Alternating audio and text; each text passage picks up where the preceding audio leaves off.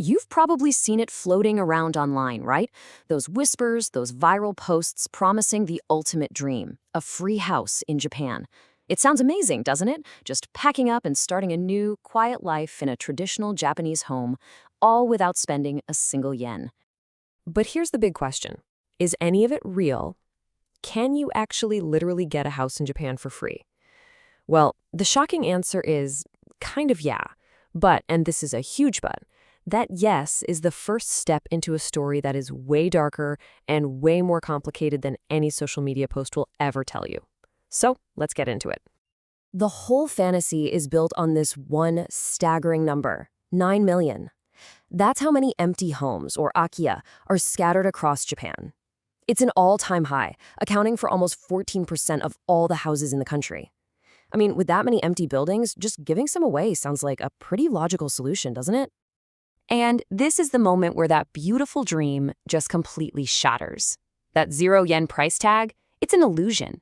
In fact, getting one of these homes could launch you into a total financial and bureaucratic nightmare. Yeah, the house is free, but taking it could honestly ruin your life. See, the real cost isn't what's on the paperwork. It's hidden. It's buried in renovation bills that can easily climb into the tens of thousands of dollars. It's tangled up in complex property laws. And maybe most importantly, it's steeped in a cultural reality that is often tragic and really, really misunderstood by outsiders. Oh, and by the way, please don't forget to subscribe to my channel, turn on the notification bell, share and like my videos. The information in this video has been compiled from open sources around the world. Thank you. Now, maybe the biggest hidden cost is something that just shocks most Westerners. In Japan, houses are often seen as, well, disposable. Kind of like cars. There's this huge preference for building brand new, and because earthquake codes are constantly being updated, a wooden house is generally considered to be worth zero after about 30 years. You're not buying a timeless home, you're basically just getting the plot of land it's sitting on. And beyond the money, you have to deal with the history of the house itself. A lot of these abandoned homes are known as Jiko Bukken, or stigmatized properties. Now, this isn't some ghost story. It's a real legal term for a home where something traumatic happened, like an unattended death. The law says you have to disclose that history to any future buyer, which basically makes the house impossible to sell ever again. So why are there so many of these houses to begin with? I mean, how does a country end up with 9 million empty homes? Well, to get that, you first have to understand the story of an emptying nation. Just look at how fast this is happening. Japan's population hit its peak back in 2010 with 128 million people.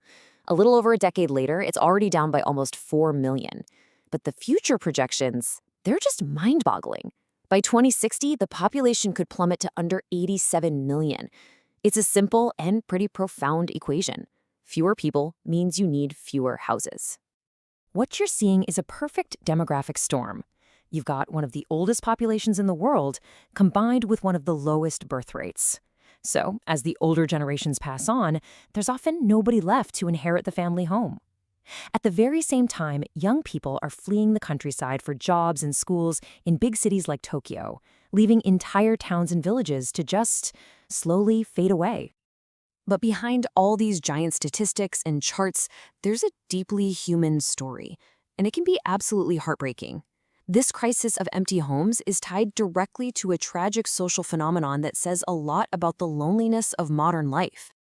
It's a term called Kodokushi, which translates to lonely death. It's what happens when someone dies all alone and isn't found for days or weeks, sometimes even longer. It is a quiet, devastating tragedy born from social isolation. And this is the event that turns a regular house into a Jiko Bukken, a stigmatized property that nobody wants to touch. And when a Kodokushi is finally discovered, the scene is so difficult to deal with that a whole new, unique profession has popped up: post-mortem cleaners. And believe me, these are not your ordinary cleaning crews. Their work is actually so important to society that it's now being studied by academics. These teams are the ones called in to handle the physical and emotional remnants of a life that ended in complete isolation. It is a demanding, often thankless, and absolutely essential job. And they don't see their job as just sanitation. One of the pioneers of this field, Taichi Yoshida, said their service is about connecting the person who died with their family one last time by sifting through their belongings to find hints of their personality, maybe messages they left behind.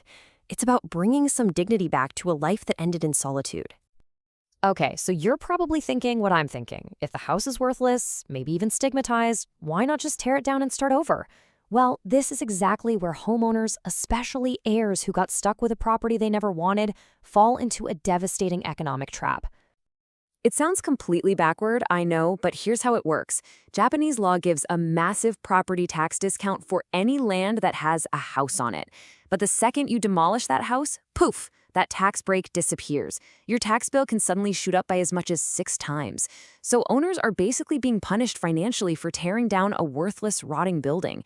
They're trapped with no choice but to just let it stand there and decay. Now, the government knows this is a huge problem. They have started to roll out a mix of stick and carrot policies. The stick is a 2023 rule change that lets them take away tax breaks from neglected properties sooner. And the carrots are things like subsidies to help pay for demolition or tax exemptions for people who actually manage to sell an inherited empty house. They're trying to push owners to finally do something. So this brings us right back to where we started.